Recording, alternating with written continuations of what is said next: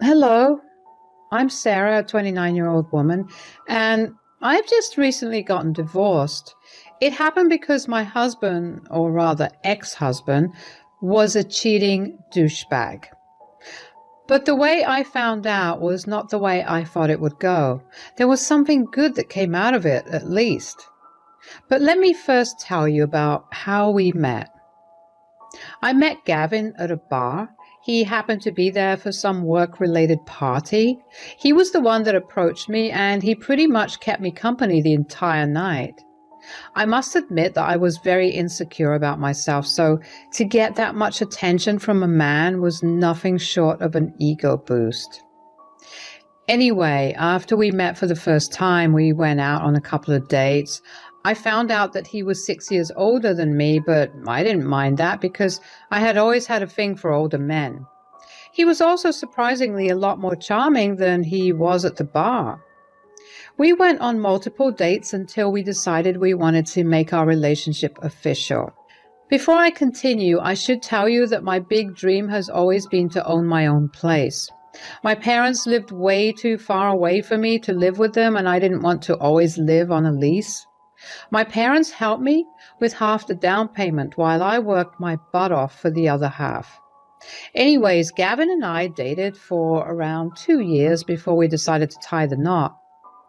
Our wedding was a pretty small affair, with our guests being only our closest friends and family, and we loved every bit of it. Our relationship thrived after we got married. Never in a million years had I thought that Gavin was thinking of or even capable of cheating on me. Another thing I do want to say is that Gavin's mother, Eleanor, and I had a really good relationship. She always told me that I was like the daughter she never had. Every time I went over, I was pampered senseless by her. It was even more amazing to have her as a mother-in-law because she helped me feel better about the distance I had between my parents. She made me feel like I still had my mom with me. So when I finally had saved up enough to pay the down payment for a house, and I did purchase a house, the first people I celebrated my milestone with were Gavin and Eleanor. Both of them were really happy for me, and I was glad I had good people by my side. The only weird thing that happened was Gavin being adamant about being the one to create copies of the house keys. I didn't think much of it because I just thought that Gavin wanted to lighten my workload or something. I don't know, it's dumb, but that's just how I rationalized it. The next year, Gavin and I lived blissfully. We had a whole house that we could decorate and design however we wanted to.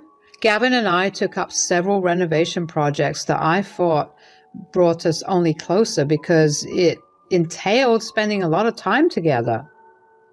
Essentially, I thought our relationship was going great. And then, one day, Eleanor called me out of the blue. "Hi, Sarah." "Hey, Eleanor, what's up? Why the sudden call?" I, I don't know how to put this nicely. I have some rather shocking news. Do you think you could be seated for this?" "Seated? What's wrong? Are you okay?" Yes, I'm okay. I just know this will devastate you, and I need you to not hurt yourself." "Eleanor, you're scaring me. What's going on?" "Okay, so I happened to overhear Gavin talking to someone on the phone the other day when you guys were over for brunch. He seemed to be speaking very lovey-dovey with them. I knew it couldn't have been you because, well, why would you guys speak on the phone when you were in the same place?" "Oh, well, I started snooping through his stuff. I know it's not right, but I just didn't want my son to be a cheater. I made up some stupid excuse and managed to get access to his email. I managed to find out that he has been cheating on you with 2 other women." "What? How? How could he do this to me?" "I'm so sorry that this is happening to you. I know it's barely any consolation, but I'm super ashamed of Gavin.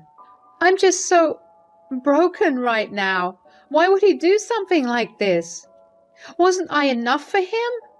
He had to go and cheat with not one but 2 other women?" Oh, honey, that's not the case at all. No one deserves this, and neither do you. But I'm afraid it does get a little worse. What could possibly make this situation any worse? Well, it turns out that Gavin made copies of your house keys and gave them to his affair partners. My world was spinning around me. What was going on? I wanted to yell at Eleanor. No, that was not right. I was angry, but I was not angry at her. I was angry at Gavin for ruining something so perfect and to defile my house in such a manner. I wanted to obliterate him. This was the last thing I had expected from him. He knew how hard I worked to own my own place. How dare he do that to me? A million thoughts raced through my head. I didn't know how to feel because my emotions were a mess too. Nothing was making sense, and in all seriousness, I wanted to talk to Gavin about this and see what he had to say. There was no doubt in my mind that Eleanor was lying to me. Eleanor loved me way too much to do that to me. If anything, it was because she loved me that she was telling me about her cheating son itself. Sarah, darling, are you there? Oh, yeah, I'm here. Sorry, I'm just processing everything. I don't know what I have to do or even what I want to do. I'm just so angry and hurt.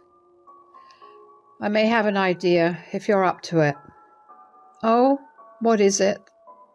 What if we take a little revenge on Gavin? Then you can divorce him and leave him in the streets for all I care. I love it. I'm fully on board with it. Also, I actually contacted these two girls. Turns out neither of them knew of the other, and they definitely had no idea that he was married too. So that scumbag was cheating on 3 people at once? That's a new low, even for him. Yeah. So I was wondering if you'd be okay with letting these girls in on our little revenge plan. You know what? That's perfect. Gavin has a weekend business trip this weekend to the other side of the city. At least I hope it is. I cross-checked with both of them, and neither of them has any plans with him anytime soon. Great. I'm hoping there isn't another mistress, but invite the other 2 over and we'll discuss the plan. Eleanor and I talked for a little while more. She could tell I really needed a shoulder to cry on, although I hadn't yet begun to cry. I guess my brain was still in shock and I was going to take some time to react, or I was just completely numb by the new information. Either way, I was still a mess. My emotions kept shifting from anger to sadness to hurt.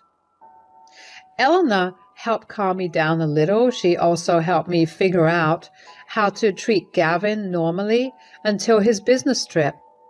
I knew it would be a hassle. If I was this unstable with Eleanor, how would I maintain my composure in front of Gavin? At the same time, deep down inside, I knew I had to do it because I had to make Gavin feel the panic and pain I had felt. When Gavin got back from work that evening, I treated him like I always did. Whenever he smiled or laughed, I wanted to punch him. When he kissed me goodnight, I wanted to wash my mouth off with acid. I was hurting so deeply that I didn't think I could actually ever feel that way. How could he cheat on me and then treat me like I was the most important person to him in the world? I cried myself to sleep that night, but I woke up the next morning and made myself look better. I couldn't let Gavin know that something was wrong. I bid him goodbye as usual. Eleanor called and asked if she and the girls could come over. I said they could, and within an hour all 3 of them were over at my place. When I saw the girls, I was kind of taken aback. Both of these women were young. One of them looked dangerously young. At that moment, I only hoped that she was legal and Gavin hadn't committed a crime. Eleanor greeted me with a tight hug. She was tearing up, and it took everything in me to not break down too. I invited them all in, and we sat down on the couch to talk about how things turned out for us. The first thing I found out about these girls was that one of them was named Riley and the other was Sadie. Sadie was the one who looked dangerously young, but my fears were calmed down when she told me she was 23 years old, while Riley was 25. Honestly, it wasn't great to hear that Gavin was having an affair with a woman who was a good 12 years younger than him. I found out that he had been having an affair with Riley for about a year, which meant that it started right around after we got married. That stung. He hadn't been happy with me since the first year of our marriage. What had I ever done or not done in this case, I guess? Riley had met Gavin at a bar, and apparently he was very persuasive about wanting to sleep with her. Sadie had a similar story, except his affair with her started 6 months ago. He had met her at a bar too and persuaded her into sleeping with him. He had bought both of them multiple drinks and refused to leave their side. They were a little uncomfortable, but I guess Gavin had a knack for finding insecure women. These poor women were entranced by all the attention they were getting, so they just followed along with him. Both of them thought they had found something amazing with him after their first interaction. They told me about how he had been over to their places multiple times and even spent nights there. Over the course of the conversation, we began to slowly realize just how well Gavin had played us. He used the excuse of business trips all the time to explain his time away from us. Then we began talking about all the things that he did to make us fall for him in the first place. Since I had been the oldest of the three of us, I started telling them about how he had been super charming and how he was a great listener. They agreed with me. As the conversation went on, we realized that he literally used the same moves on all of us. If any one of us received flowers, the other two received them as well. I don't know what he was trying to accomplish with that, but I felt like I was about to throw up. All this time that I thought we were doing amazingly, we weren't. Every time he made me feel special, like I was the only woman in his eyes, I was not. I was just one of the ladies on his roster. I felt beyond betrayed. Riley and Sadie looked pale, and I figured I did too. We kind of just sat in silence for a while as we processed everything we had learned. Eleanor was the one to break the silence and bring us back to earth. Wow, okay, so my son is the scum of the earth, but we're not here to discuss that. Eleanor? No, I get it. I know you guys are hurt and you feel betrayed. I may not have the same relationship with my son, but to an extent, I feel those emotions too. I mean, at some point, I feel like I failed as a parent. You are and were an amazing parent. You raised him with good values, but at the end of the day, it was his decision to make these choices. He's a grown adult who's capable of making his own decisions. Thanks, sweetie. But my point is, what are we going to do about this? To be completely honest, I want to beat him up. I can't believe I wasted an entire year on this douchebag. I second the beating him up. Cheating is the one thing that I can't stand. Look, I want to do the same, but that won't do him any good. Sarah's right. We need to come up with a plan. We're going to need him to feel panic and betrayal. Okay. How about I call him this weekend and tell him I'm at your place? Oh, I could do the same.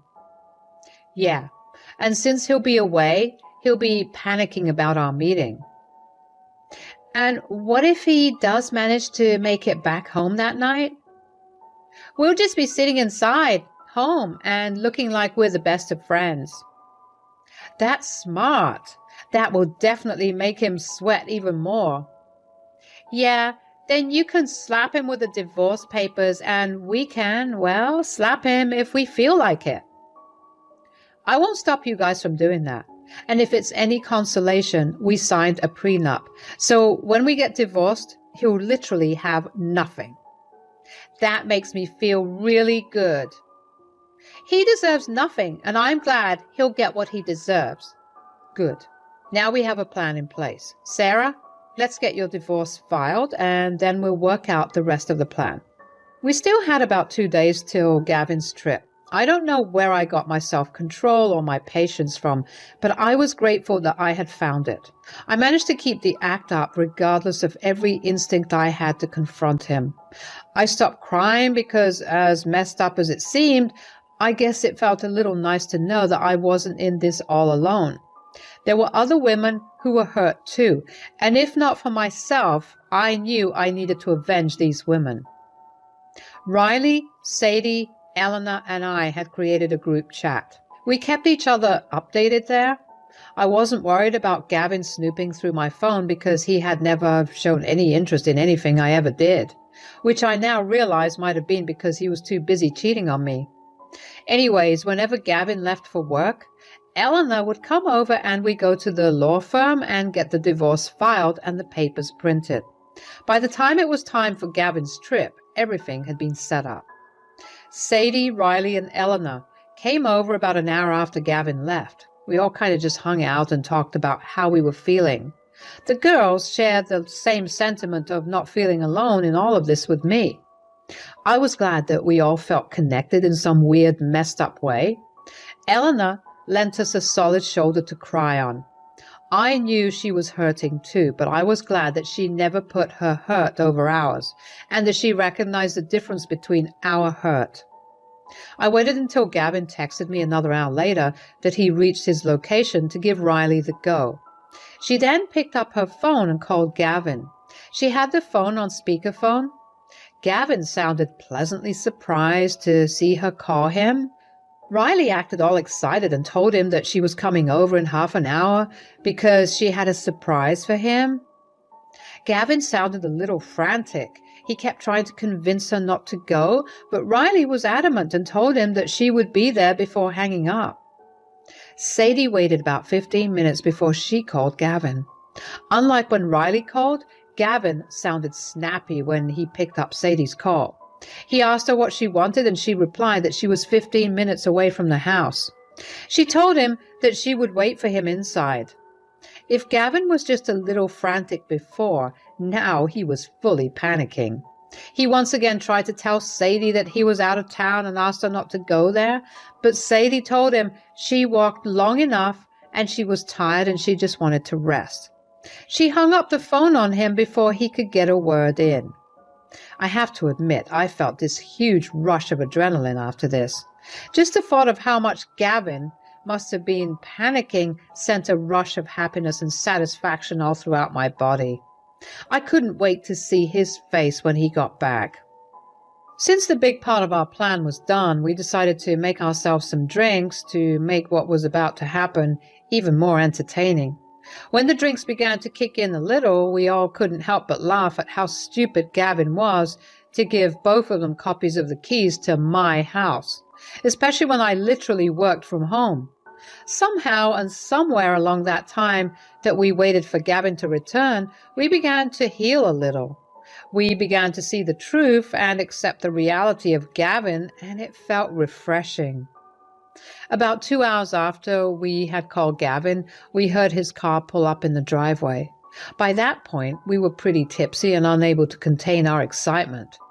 Eleanor had been the one who reminded us that we needed to act well.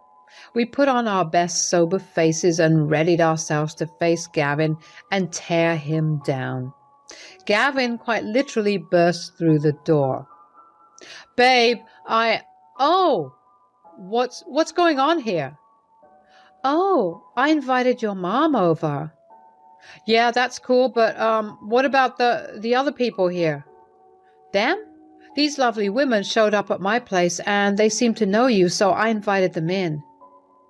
"You never told me that you had such a pretty wife." "Me either." "Right, maybe it's time you leave." "Don't be rude, Gavin. I taught you better. Besides, we were having a girls' night. Why are you here?"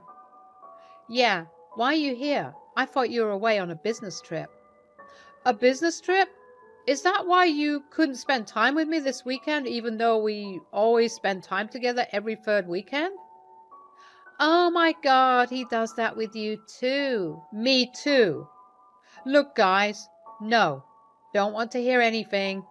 I just want you out of my house. That's when I saw Gavin cry for the first time. He began crying and begging me not to leave him. The sight of him sobbing surprisingly did not make me feel any sympathy. It only made me feel even more disgusted. I didn't say anything much to him. I just got up and handed him the divorce papers.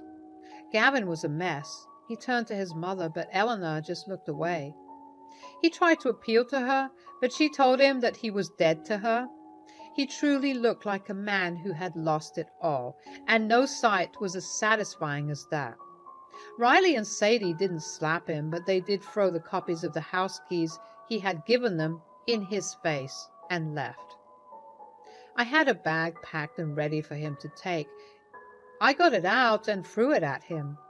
I told him he had 5 minutes to leave or I would get the cops involved. He left after that. I just sat down after that and finally cried again. This time Eleanor held me and both of us cried at the loss of someone who was so dear to us. An hour after Gavin left, my phone began to blow up with calls and messages from him. Every single text only made him seem more pathetic to me. In the next few months, my divorce would be finalized. Eleanor was a true rock for me in that time. Gavin's desperation turned into spite, and he tried his hardest to contest the divorce and get something from me. But I had him sign an ironclad prenup before we got married, so he got nothing out of the divorce other than a large bill to his lawyer. Anyway, I didn't really keep tabs on what happened to him, and neither did Eleanor. The one positive thing that came out of this whole experience was the new friends I made. After the divorce got finalized, Riley, Sadie, and I went out to a bar to party as a final screw you to Gavin. We got a lot closer, and even though it's still a bit of a sore subject, we managed to find the humor in our shared experience. I guess the experience just showed me how life can take so many unexpected turns, but if you have the right people by your side, every unexpected turn can lead to something beautiful.